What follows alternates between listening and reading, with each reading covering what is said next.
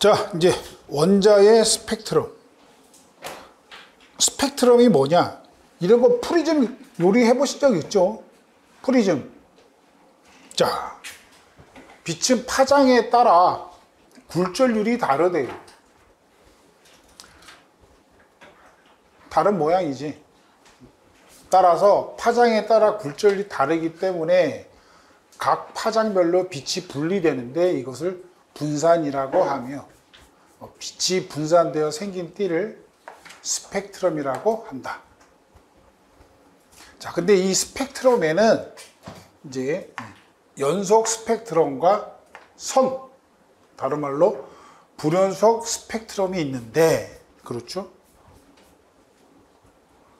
아, 이거 앞다이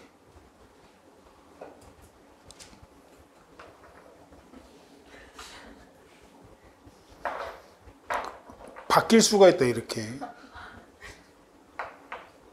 그러니까 두 가지가 있는데, 우리가 알아야 될 거는, 자, 요거 밑줄 치셔야 돼요. 태양 광선이나 고온의 고체입니다. 그렇죠? 고체가 내는 빛, 얘네들은 연속 스펙트럼이다. 그 정도 아시면 돼요. 그 밑에 보는 이런 애가 연속 스펙트럼이래. 자, 그 다음에 특정 온도의 기체가 되는 빛. 특정 온도의 기체가 되는 빛. 이제 기체의 종류에 따라 특정한 색의 몇 개의 밝은 선으로 나타내면 이렇게 되어 있어요. 이런 게 이제 선 스펙트럼. 다른 말로 불연속 스펙트럼. 그러니까 이런 스펙트럼을 보여주고 태양 광선에 해당이 된다. 이렇게 되는 거지. 맞아요? 아니죠. 태양 광선은 연속 스펙트럼에 해당이 된다. 우측 구탱이에 이런 말이 있어요. 그러니까 수소 원자의 스펙트럼은 수소 원소의 특성이다. 따라서 수소 방정관에 더 많은 양의 수소를 넣거나 또는 방정관의 전압을 증가시켜도 수소의 스펙트럼은 변하지 않는다. 예를 들어서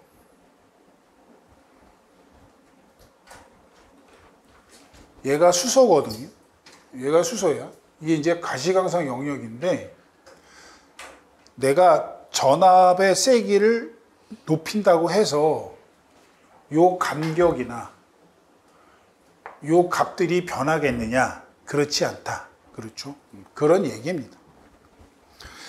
우리 그 불꽃 반응색 같은 것도 있는데 나트륨이 무슨 색이에요?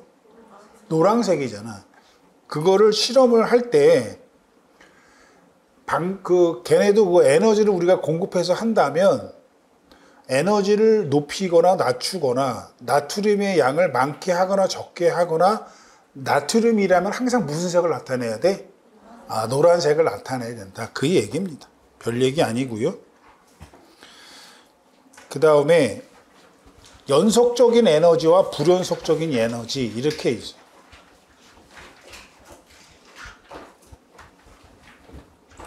이제 우리의 관심사는 전자라는 애인데 이 전자라는 애도 에너지를 가지고 있는데 얘가 과연 연속적인 에너지냐 불연속적인 에너지냐 이제 그거를 이제 설명하는 그런 그림이. 그래서 이제 이게 아주 유명한 그림인데 이제 경사면이 있고 경사면이 이런 게 경사면이에요. 이렇게 이게 야구공이잖아요. 야구공. 내가 이렇게 통 밀면 얘는 경사면을 따라 내려오는 거지. 당연한 얘기죠. 그 다음에 이게 계단면이고 그리고 내가 통 치면 얘는 통 이렇게 내려오겠죠. 이것도 당연한 얘기. 이제 이거를 우리가 야구공이라고 생각하지 말고 얘를 전자라고 생각을 해보자. 전자고 그러면 이제 얘는 원자 내에 전자가 존재하고 요 높이가 바로 이제 뭐가 되겠어요? 에너지가 되겠지. 그렇죠? 그러면 내가 얘를 톡 치면 야구공처럼 얘가 내려올 거라고. 그럼 내려올 때 내려온다라는 얘기는 뭐냐면 이놈이 가지고 있던 에너지가 100이었다면 여기로 내려오면서 에너지가 줄어들 거 아니에요. 줄어든다는 얘기는 에너지를 방출한다는 얘기죠. 그러면 얘가 이렇게 에너지를 방출을 해. 에너지를 방출을 하는데 여기에 프리즘을 딱 갖다 대면 그렇게 되면 얘네들이 빛의 분산이 일어나겠지. 그러면서 여기에 이제 띠가 생길 거라고. 그러면 이 경사면에서는 얘가 100이면 그 다음에 99, 98, 97 이렇게 줄어들 거 아니에요. 그러니까 그 차만큼만 계속 에너지를 방출할 거라고. 그러다 보니까 이 방출되는 에너지가 프리즘을 통과하게 되면 연속적인 스펙트럼을 나타낸다. 이렇게. 그러니까 이 말은 뭐예요? 원자 내에 전자의 에너지가 연속적이라면 연속 스펙트럼을 나타낼 거야. 이제 이 얘기. 만약에 이게 전자고 원자 내에 전자의 에너지가 계단면으로 되어 있다면 그러면 내가 얘를 통 밀면 얘가 여기서 여기로 떨어지잖아. 그 말은 뭐야? 이게 Y축이 에너지니까 요 에너지와 요 에너지 차이에 해당하는 만큼의 에너지가 방출될 거라고. 그러겠지. 그러면 두 번째는 요 에너지와 요 에너지의 차이에 해당하는 만큼의 에너지가 방출될 거라고. 그 이거를 우리가 프리즘을 쫙 갖다 대면 뭐 이렇게 이런 선 스펙트럼을 나타내도록 될 거라고. 근데 우리가 전자를 가지고 실험을 해 봤더니 다 필요 없어요. 결론이 연속이 아니라 선 스펙트럼을 나타내더라. 그 말은 원자 내의 에너지 준위는 이 말만 기억하면 돼. 원자 내의 에너지 준위는 연속이에요, 불연속이에요? 불연속적이다. 이게 결론이. 그 밑에 있는 말이. 원자 내의 에너지 준위는 불연속적이다. 그래서 선 스펙트럼을 나타낸다.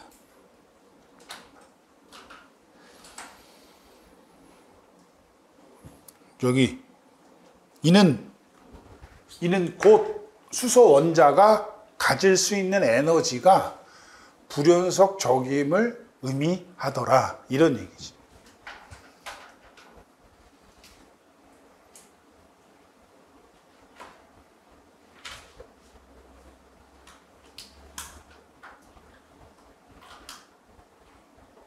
우리가 예를 들어서 여기가 100이면 여기가 70이잖아요. 그럼 여기에 나오는 에너지는 얼마야? 30이라고. 그 다음에 얘가 70이고 얘가 50이라면 얘는 얼마예요? 20이에요. 그러니까 30이 찍히고 20만 찍힌다고. 그럼 그 중간에 25라는 애, 26이라는 애, 그런 애 찍혀 안 찍혀? 안 찍힌다. 무슨 말인지 아시겠죠? 그게 이제 원자의 에너지 준위는 불연속적이다.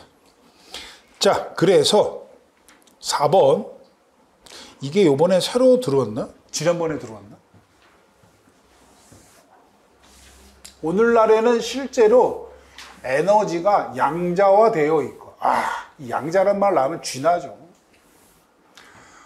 오로지 HF에, 이거 우리 좀 전에 봤었죠? 이거 두 개의 곱이 뭐였어? 에너지였잖아, 에너지. 그 에너지의 크기를 갖는 불연속적인 단위로만 나타난다. 이 작은 에너지의 꾸러미를 양자, 퀀텀이라고 한다. 그런데 에너지는 양자의 정수배로만 전달될 수 있대. 정수배로만. 따라서 에너지는 마치 입자와 같은 성질을 갖는다고 볼 수가 있다. 그러니까 어떤 기본적인 에너지가 있고 거기에 정수배에 해당하는 에너지가 있는 거지. 우리가 얘를 만약에 10이라고 해. 그런데 우리가 어떤 에너지를 측정했더니 70이래. 그러면 이 70이라는 에너지는 70이라는 크기의 에너지를 갖고 있는 애가 방출되는 게 아니라고. 기본 에너지인 10인 애가 몇 개 뭉쳐 있는 거야. 7개 뭉쳐 있는 거야 라고 우리가 해석을 한단 말이지. 무슨 말인지 아시겠죠? 이런 개념이 어디에도 적용이 돼? 전자에도 적용이 돼. 전자의 전하량이 얼마예요? 1.6 곱하기 10의 마이너스 19승 쿨롱이. 그럼 이 말은 예를 들어서 어떤 음의 전하를 갖고 있는 애의 전하량이 이렇대. 그럼 이거 우리 해석을 어떻게 해야 돼? 전자와 같은 전하를 갖고 있는 애가 몇 개 온 거다? 2개 온 거다라고 해석을 하는 거란 말이지. 그러니까 이런 걸 우리가 양자화되어 있다라고 얘기를 하는 거고, 그 양은 얘가 몇 개 있냐 몇 개 있냐에 따라서 결정이 되는데, 그게 다 뭐라? 정수배라는 거야. 정수배. 그러니까 희한하지, 세상이. 그러니까 에너지의 세계랑 전자의 세계랑 다 어때? 똑같다고, 결론이. 근데 나타나는 국면이 좀 다를 뿐이죠. 자, 그 얘기입니다. 됐어. 보호의 원자 모형. 보호하면 누구 생각나요? 응? 뭐라 그랬어요, 소희야? 안 들려? 양자? 양자. 보호하면 누가 생각나? 수소가 생각나요. 수소가. 뭐 이렇게 어려워. 보호하면 누가 생각나요? 수소. 이 보호의 원자 모형은 대다수의 원자를 설명하는 모형이 아니고, 오직 누구라고? 오직 수소만이라고. 수소. 오직 수소. 오직 수소만 설명하는 이론이다. 명심하셔야 돼. 이거는 틀리고도 몰라, 지가. 이제 왜 보호 이론이 나왔느냐? 본드 박스에 보시면 러더퍼드 모형의 한계점. 러더퍼드가 행성 모형이란 걸 얘기했잖아요. 그렇죠? 핵을 중심으로 전자가 원운동해. 이제 이렇게 돼요. 그게 이제 행성 모형인데, 이제 우리가 물리학의 발달함에 따라 어떤 문제점을 찾았냐면, 2가지 문제점을 찾았다. 무슨 얘기냐면, 핵이 이렇게 있고 전자가 이렇게 주위를 돌 때 당연히 플러스와 당연히 마이너스 사이에는 정전기적 인력이 작용하죠. 당연히 인력이 작용해. 그리고 이제 여러분 잘 모르실 텐데, 원운동이라는 걸 하기 위해서는 반드시 필요한 힘이 구심력이야. 구심력. 그 구심력 역할을 하는 게, 여러분 지불놀이라는 거 알아요? 지불놀이. 그거 해봤어? 안 해봤지? 그거 어떻게 해? 나는 해봤는데, 이게 빈 깡통에 구멍을 막 뚫고 이제 거기에 뭐 나무나 재 같은 거를 집어서 불을 피우는 거야. 그리고 이제 이렇게 실을 이용을 해가지고 휘 돌리는 거지. 이거 되게 재미있어. 그럼 이제 나는 이제 전쟁 직후니까 남아있는 게 뭐가 있겠어? 아무것도 없어. 그러니까 집일놀이 하다가 손을 탁 놔. 그럼 저기 쫙 가지, 그쵸? 그러면서 막 불이 확 붙고 그런단 말이지. 내가 그게 월운동이거든. 그럴 때 90역은 뭐겠어? 내가 나랑 그 깡통이랑 연결해주는 실이라고. 그게 이제 인장형이거든. 그게 90역이라고. 그러니까 90역이 손을 놓게 되면 없어지는 거니까 90역의 반대말 원심력에 의해서 휙 날아가 버리는 거거든. 그러니까 여기서도 얘가 지금 원운동을 한다라는 얘기는 이 플러스와 마이너스 사이에 정전기적 인력이 90역 역할을 하는 거예요. 하는데 문제는 뭐냐면 얘가 이렇게 원운동을 하면서 이렇게 전자기파를 방출한대. 그러니까 전자기파는 에너지잖아요. 그렇죠? 에너지. 그러니까 이건 무슨 얘기냐면 내가 호수공원을 뛰게 되잖아요. 뛰게 되면 처음엔 어떻게 돼? 빛의 속도로 뛰겠지. 그러다가 점점 속도가 느려지면서 땀이 나는 거 아니야. 그러니까 내 에너지가 방출되는 거라. 그러니까 내 에너지는 점점 어떻게 돼? 소비되는 거지. 점점 더 느려지다가 결국엔 멈춰쓰게 되고 주저앉게 되는 거지. 그렇죠? 얘도 매 마찬가지야. 전자가 이렇게 돌면서 전자기파를 방출해. 에너지가 작아지잖아. 그런데 핵이 잡아당기는 힘은 상대적으로 점점 어떻게 되는 거야? 세지게 되는 거지. 전자의 에너지가 작아지니까. 그러다 보면 이 경로가 어떻게 돼? 좁아지게 되죠. 결국은 이 전자가 핵과 어떻게 돼? 충돌하게. 그러니까 그런 의미에서 원자는 이 이론에 의하면 원자는 매우 불안정한 애야.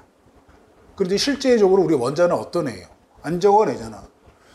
지금 은수씨랑 따끔따끔해? 원자가 충돌하고 있어? 그렇지 않잖아. 안정하단 말이지.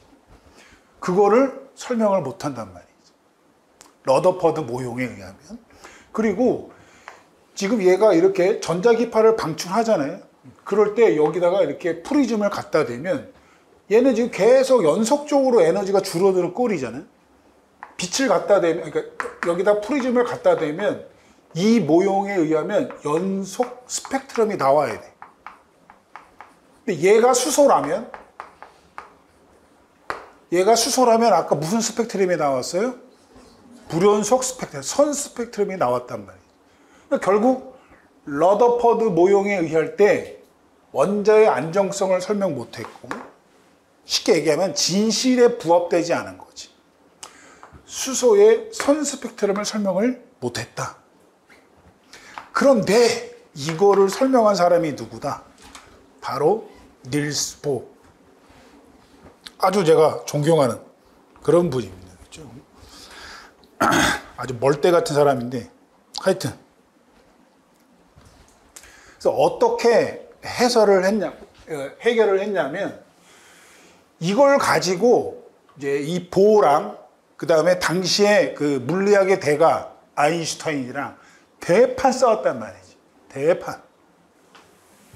자, 보시면 첫 번째가 가설 1인데 시험 문제 안 나와요. 시험 문제 안 나오는데 얘는 화학이나 물리에 있어서 아주 중요한 애. 그러니까 이 개념을 여러분 이해하셔야 삶이 편안해진다. 고급스러운 삶을 살 수 있다. 양자 조건이라는 건데 원자 내의 전자는 특정한 조건을 만족하는 원 궤도에서만 회전할 수 있으며 이제 특정한 조건이 뭐냐 이렇게 되겠죠. 이 궤도를 따라 운동할 때에는 전자기파를 방출하지 않는데 이게 지금 가정이에요. 가정. 그러면 특정한 조건을 만족하는 원 궤도라는 게 뭐냐?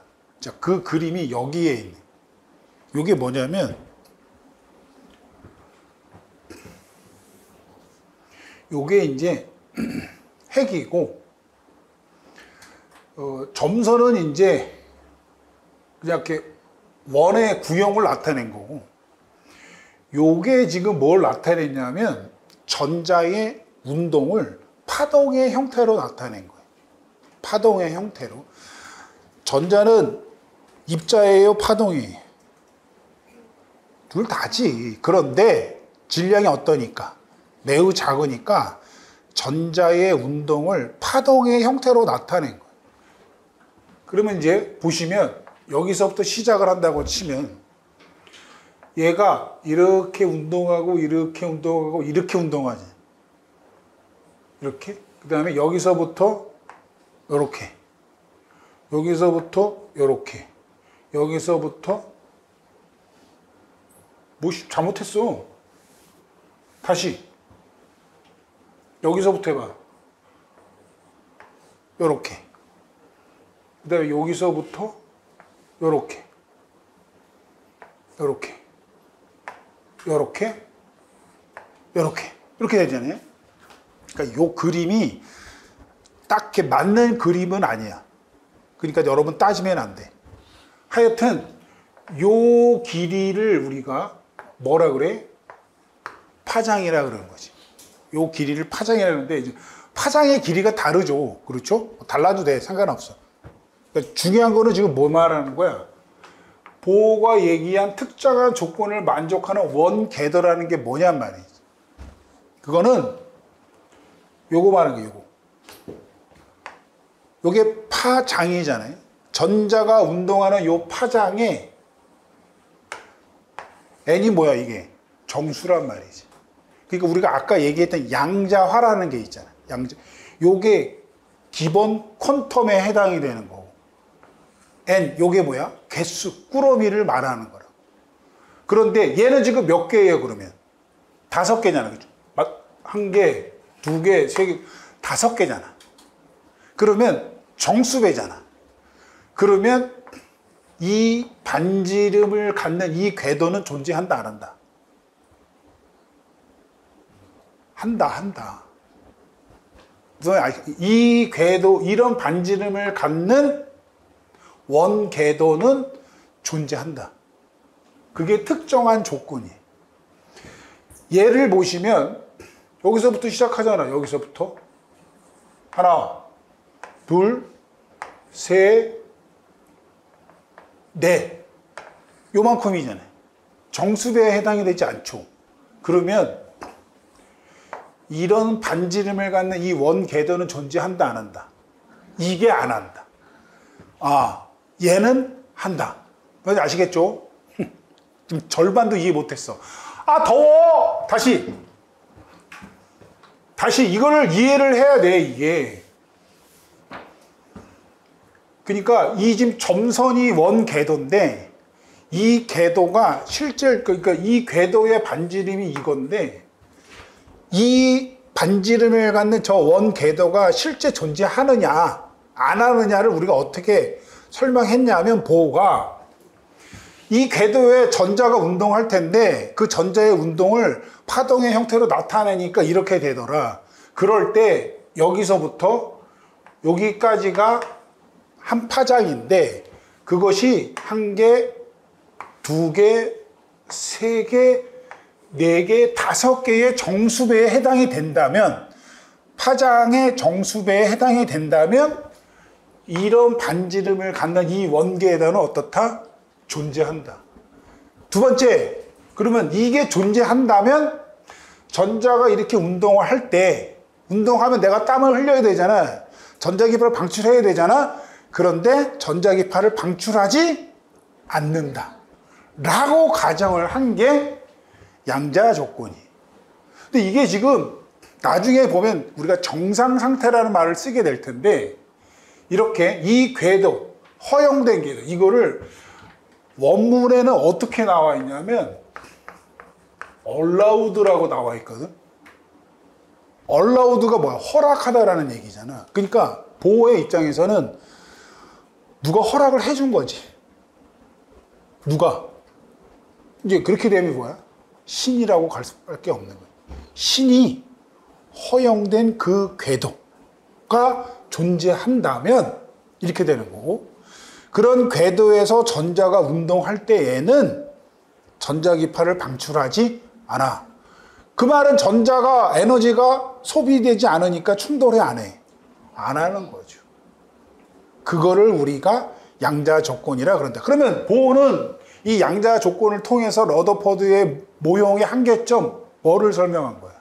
원자의 안정성을 설명한 거죠. 그리고 실질적으로 궤도를 따라 왜 전자기파가 방출되지 않아 라를 할 때 그 상태를 우리가 나중에 배워. 그러니까 여러 번은 안 배우고 나중에 물리에서 나와. 그런 걸 우리가 정상 상태라고 그래요. 그런 상태를 스테디 스테이트라는 상태가 있어. 근데 우리는 알 필요 없지. 여하튼 그렇군. 이렇게 여러분이 이해하시면 돼. 자, 그래서 여기서 여기 뭐라고 적어야 돼? 이것도 여러분이 알 필요 없어요. 그냥 그렇군 정도만 아시면 되고, 여기다가 원자의 안정성을 설명했다.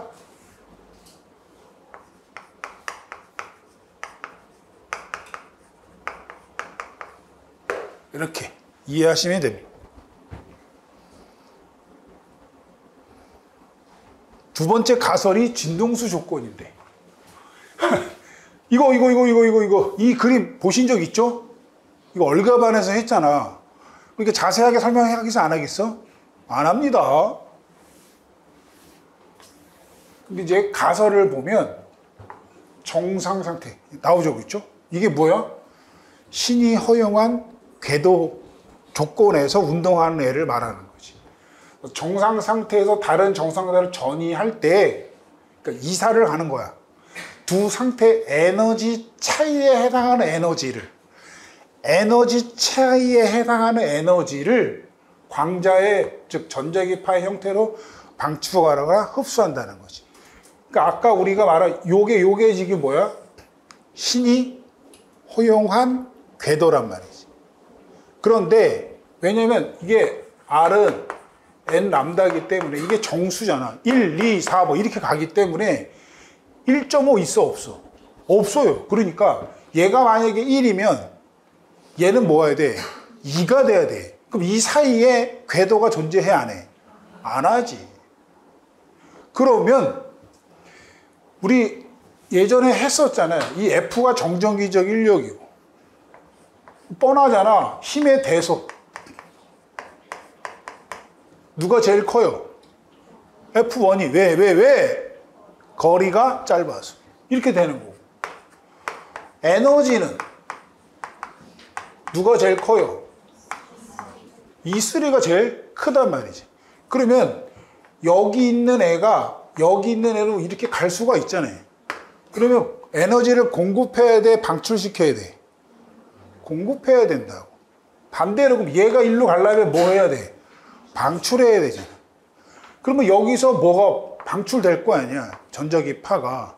그러면 여기서 스펙트럼이 하나 빡 찍히는 거지. 여기 있는 애가 일로 가려면 이 에너지 차이에 해당하는 스펙트럼이 빡 찍히는 거지. 여기 있어 없어요? 없지. 그러니까 연석이야 선이야. 따라서 진동수 조건은 수소의 선 스펙트럼을 설명할 수가 있었단 말이지. 이렇게.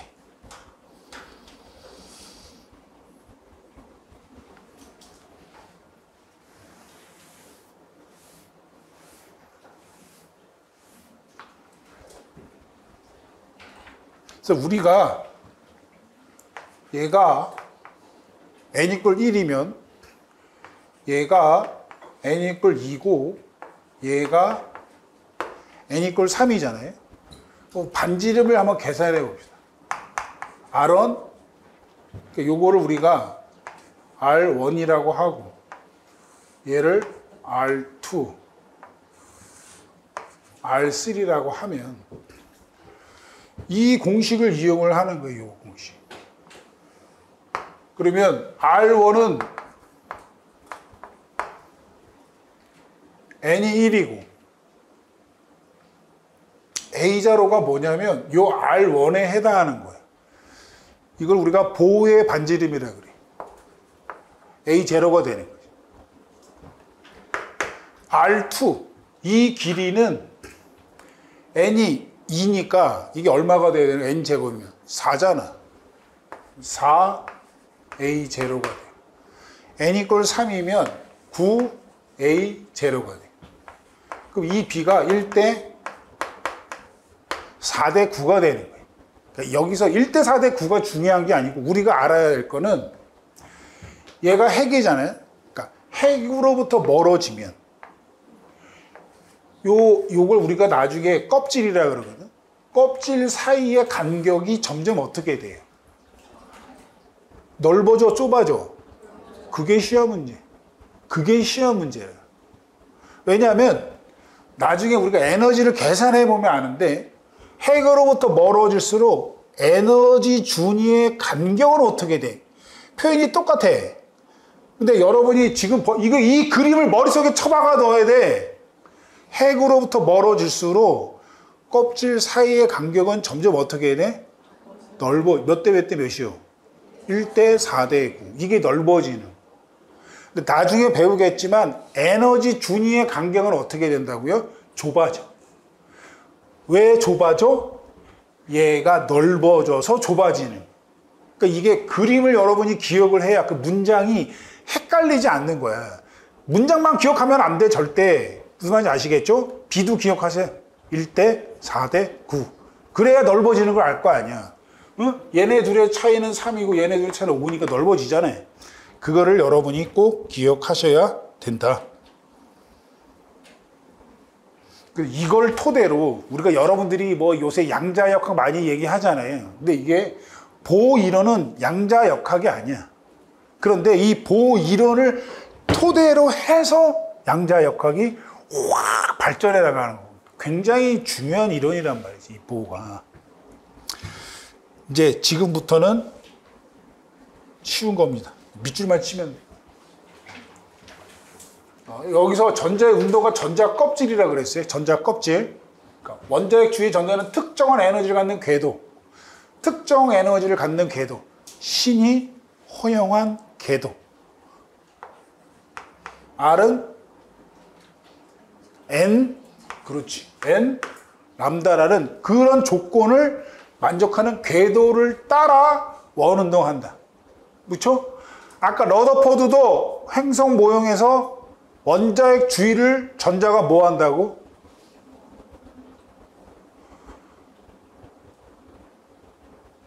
말을 못해. 러더포드 모형에서는 원자핵 주위를 전자가 뭐 한다고? 원운동한다고. 여기서는 뭘 따라서 원운동한다고? 이 궤도를 따라서 원운동한다. 그러니까 러더포드 모형에서 궤도 운운을 하면 돼요, 안 돼요? 아니 된다, 아니 된다. 아니 된다, 나는. 그래서 이 궤도를 우리가 전자 껍질이라 그런다. 전자 껍질이라 그런다. 자, 그래서 원자핵에 가장 가까운 전자 껍질부터 KLM 이렇게 붙이고 K를 N 이퀄 1, 그 다음에 L을 N 이퀄 2라고 하고 그 다음에 N을 주양자수라고 한다. 그 다음에 각 껍질이 가지는 에너지 준위는 주양자수 위에 결정된다. 자, 그래서 요 말이 이 식이 나온 거예요. 이 식이. 이게 이 에너지가 무슨 에너지예요? 그러니까 이게 무슨 에너지야? 앞에 문장을 보세요. 문장을.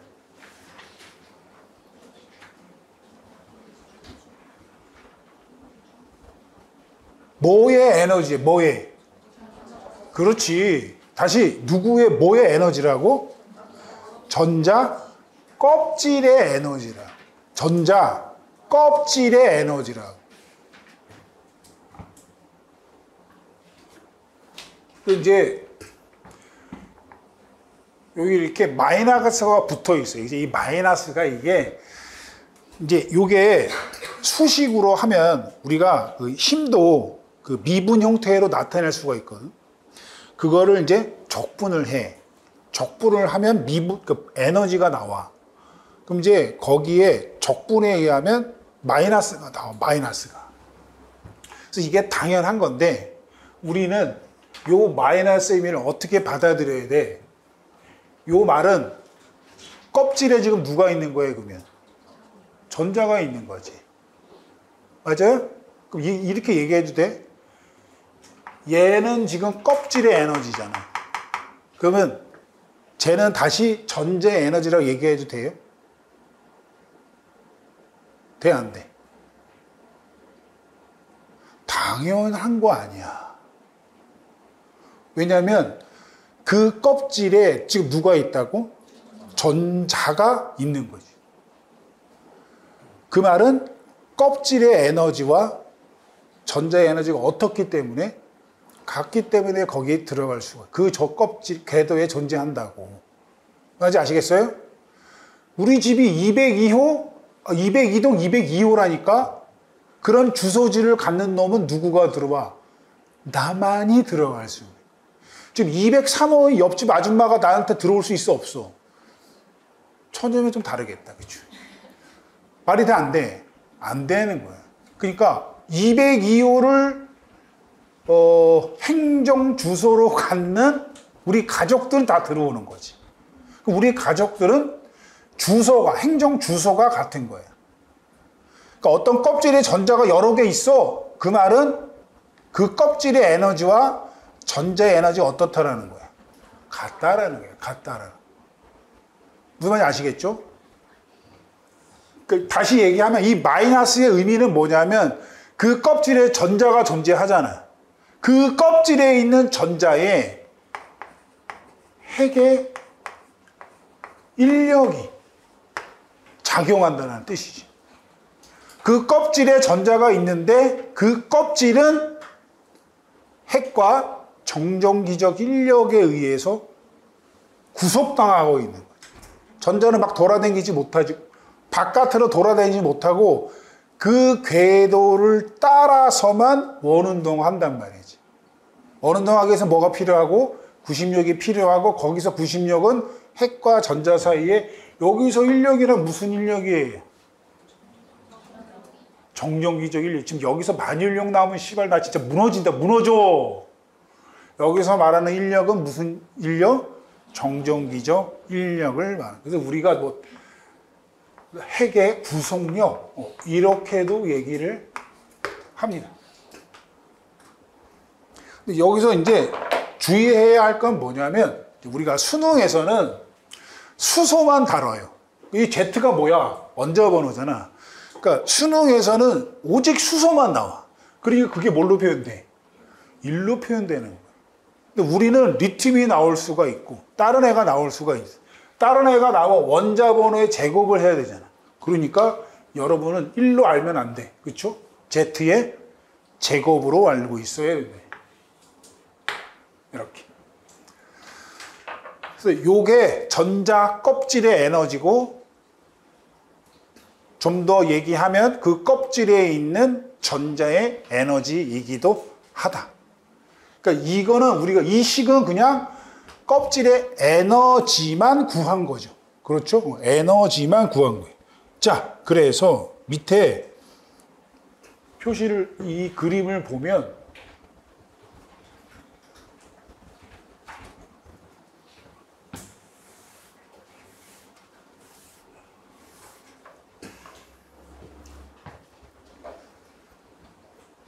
요 마이너스 1410이니까 얘는 1의 제곱이잖아요. 그렇죠? 그러니까 요게 이제 K는 1이니까 가장 안쪽에 있는 애지. 그러니까 여기 얘가 K. L은 어떻게 돼? 이렇게 되는 거죠. 얘는 이렇게 되고 이렇게 되고. 그렇죠?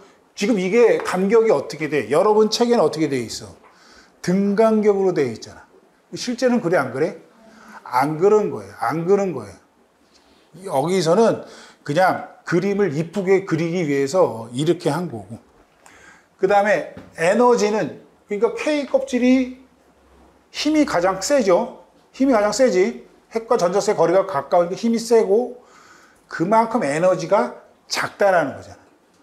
아니 마이너스 1312 이렇게 돼 있고 마이너스 4분의 1312 이렇게 돼 있으면 마이너스가 없다고 쳐요. 마이너스가 없으면 누가 커? 얘가 제일 큰 거잖아. 근데 마이너스가 있으면 얘가 어떤 거예요? 바로 다 작은 거예요. 작은 거. 그러니까 우리가 아까 얘기했잖아요. 에너지가 작을수록 안정한 거야, 불안정한 거야? 안정한 거지. 얘, 그 다음에 얘 4분의, 그 다음에 얘는 9분의 이렇게 되는 거야. 1, 4, 9 이렇게. 이해되시죠? 그래서 이렇게 에너지 차이가 나는 거지. 그럼 이제 아까 얘기한 거 이제 대답할 수 있잖아요. 핵으로부터 멀어질수록 에너지 간격은 점점 어떻게 돼? 좁아진다. 맞아요? 다시. 핵으로부터 멀어서 에너지 간격은 점점 어떻게 되는 거야? 좁아진다. 좁아진다. 핵으로부터 멀어져서 전자 껍질의 간격은 점점 어떻게 돼? 넓어진다. 몇 대 몇이요? 1대 4대 9고. 이 그림으로부터 얘는 점점 핵으로부터 멀어져서 에너지 간격은 점점 어떻게 된다? 좁아진다. 좁아진다. 무슨 말인지 아셨죠? 자, 여기 보면 마이너스의 부호는 핵과 결합한 전자가 핵으로부터 무한거리에 있는 전자보다 에너지가 낮은 상태에 있는 것을 말하는데 이렇게 되어 있어요. 그래서 우리가 여기가 n = 1이면 여기가 무한대거든. 그러면 얘는 1312가 정해진 값이니까 상수 K로 놓으면 얘는 마이너스 K가 돼. 그렇죠? 얘는 2 무한대잖아. 그러면 N제곱분의 K잖아요. 무한대의 제곱분의 K니까 얘는 뭐가 돼? 0이 되는 거지. 이게 우리가 말하는 에너지 기준이 되는 거야. 얘가 에너지 기준이 되는 거야. 근데 그 기준의 값이 얼마예요? 0이야. 그 0보다 작은 값을 갖는다는, 음수 값을 갖는다는 얘기는 그 음수가 뭐라는 거야? 핵과의, 그러니까 0이라는 얘기는 마이너스가 없는 거잖아요. 아까 마이너스가 뭐라 그랬어? 핵의 구성력이잖아. 얘는 마이너스가 없는 거잖아. 그러니까 얘는 핵의 구성력이 없는 거지. 누구의 입장에서 보면 핵의 구성력이 없는 거야? 전자의 입장에서 핵의 구성력이 없는 거지. 그러니까 여기서는 전자가 어떻게 돼 있다는 얘기야? 룰루랄라 이렇게 되는 거야. 핵으로부터, 즉 원자로부터 뭐 한 거다? 이탈한 거. 그 얘기를 우리가 여기를 뭐라 그래? 이온 상태라 그러죠. 그래서 여기 보면 이게 0인 거고 무한대니까 전자는 어떤 궤도에 있든지 음의 에너지 값을 갖는다. 당연하죠. 당연하죠. 왜? 어떤 궤도든 전자는 핵으로부터 인력을 받게 되니까. 그렇죠? 그 다음에 이제 디귿. 원자에게 가까운 껍질일수록 에너지가 낮아. 당연한 얘기하고. 안정하다. 주행 개수가 증가할수록 에너지 간격은 어떻게 되고요? 좁아진다. 전자 껍질 사이의 간격은 넓어. 몇 대 몇 대 몇? 1대 4대. 이게 미음이 중요한 거예요. 미음이. 자, 미음이 아까 얘 빼고 전자 껍질의 에너지. 껍질의 에너지와 그 껍질에 들어있는 전자의 에너지도 어떻다? 같다. 그런데 그러면 수소 원자의 에너지도 같다고 할 수 있느냐 이런 얘기인데 결론적으로 어떻다? 같다. 그러니까 껍질의 에너지와 전자의 에너지와 수소의 에너지는 어떻다? 같다라는 얘기. 이 말은 맞아요. 껍질의 에너지와 껍질에 들어있는 전자의 에너지와 헬륨의 에너지는 같다. 그건 아니다. 그건 아니다. 오직 누구만? 수소만이다. 수소. 수소와 헬륨의 가장 큰 차이점이 뭐예요? 얼개발해서 했어.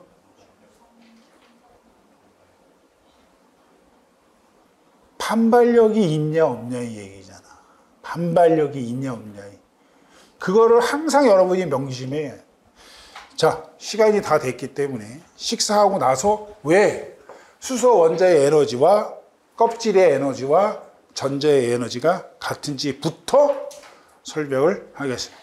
자, 오전 수업은 여기까지 하겠습니다. 식사 하고 오십시오. 비가 많이 옵니다. 비가.